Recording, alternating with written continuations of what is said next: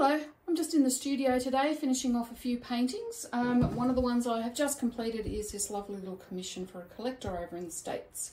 So it's just a sleepy little homestead nestled in the foothills. You can see that somebody must be home because there's smoke coming out of the chimney.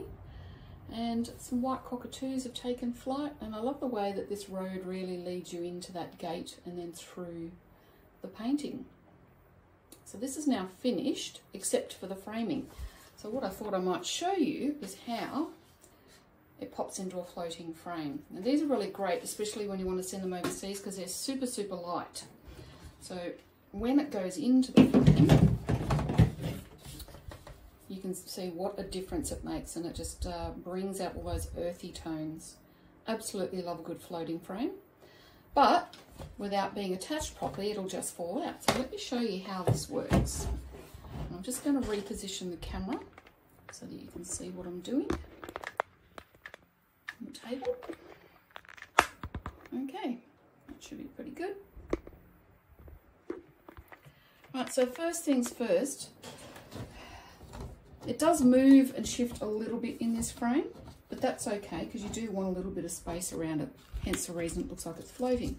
So I've just got some folded up cardboard, you know, some old paint sample swatches, and I can pop those into the sides and they sit nice and flush because I have to turn the frame over. So you don't want anything that's sitting higher than the frame, because then what you need to do is turn it over.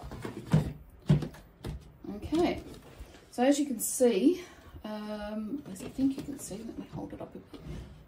There are some pre-drilled holes here on top and bottom and the sides, and that is where these screws come in. So it's really just as simple as popping a screw in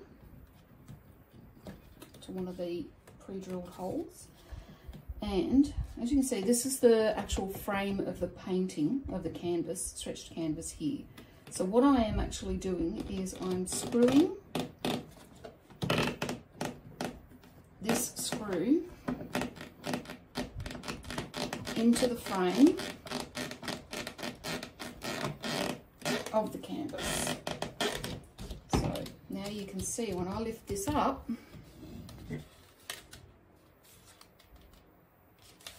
I actually did the bottom first. So when I lift this up, that is now secured in the bottom there. So if I then go and do that to the top, now, please be careful if you're doing this. The last thing you want to do is put a screwdriver through your finished painting. So make sure you've got a really good grip on it. And I'm wobbling this, so let me move that away from the table a bit. That's better. So I'm just going to fit them initially,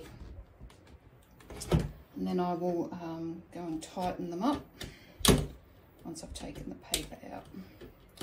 Slippery little suckers.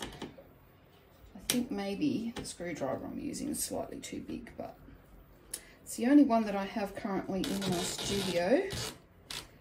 Oh gosh, careful.